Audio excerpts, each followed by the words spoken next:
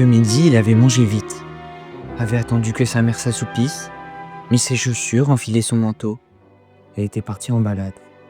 Habituellement, il ne sortait que pour dessiner, mais ce jour-là, sa mère lui avait confisqué jusqu'au moindre morceau de papier. Plus loin, son regard fut happé par une statue. À peine il eut le temps d'observer les motifs qui l'ornaient, qu'il fut aussitôt intrigué par ce visage rocailleux. Un menton prononcé, encadré d'un long collier de barbe épaisse. Une sensation étrange s'empara de lui. Il fit le tour pour mieux l'analyser, mais où qu'il se place, toujours ce même visage qui lui semblait familier.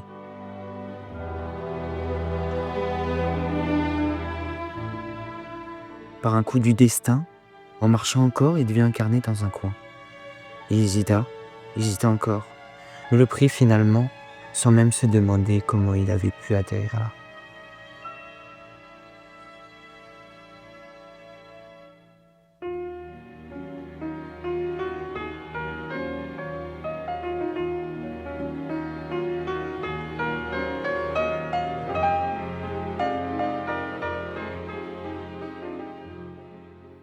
En levant la tête vers le ciel, il essaya de se rappeler des moindres détails de cette statue.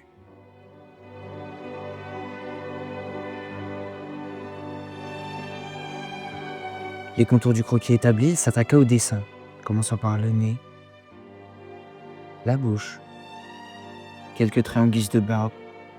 Il comprit enfin ce qui l'intriguait autant. Cette statue, c'était le portrait craché de Monsieur Guimbard, un sale type. Étant son professeur, il lui avait dit qu'il n'avait aucun avenir et qu'à Gribouiller, il n'irait jamais plus loin que le fond de sa feuille.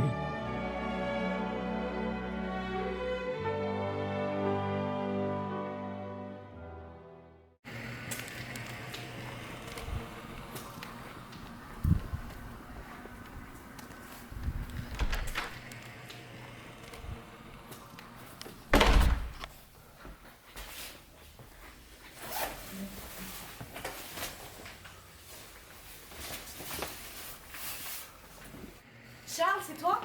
Oui, je viens de rentrer. Que faisais-tu encore dehors? Comme d'habitude, je dessinais. Oui, comme d'habitude. Tiens, rends-toi utile pour une fois. Va mettre la table. Nous avons des invités. Tu veux pas voir ce que j'ai fait?